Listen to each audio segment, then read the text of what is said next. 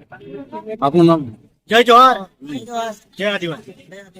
આજે ગુરુ ગોવિંદ ચોકથી અમે મેસેજ પહોંચાડવા માંગીએ છીએ કે જ્યારે અંગ્રેજોએ ગુરુ ગોવિંદને પગે કડી હાથે બીડી પેડાવીને જેલની અંદર જેવી રીતે પૂજ્યા હતા, એવી રીતે આ તાનાશાહ અને ભ્રષ્ટ આંધળી અને બેકાર સરકાર, ભાજપ સરકાર જે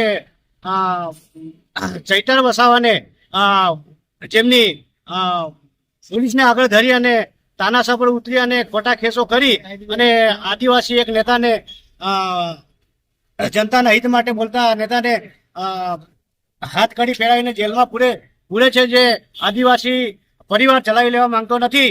અને જો આવી રીતે ચાલવામાં આવશે તો આ ભ્રષ્ટ ભાજપ સરકાર, આંધળી સરકાર સામે અને આ તાનાશાહમાં ઉતરી પડેલી ભાજપના સમર્થનમાં જે પોલીસ કામ કરી રહી છે, એના વિરુદ્ધમાં જ્યારે આદિવાસી સમાજ તીર અને કાંઠા લઈને ઉતરશે ત્યારે આ આદિવાસીને રોકવા પણ મુશ્કેલ થઈ પડશે।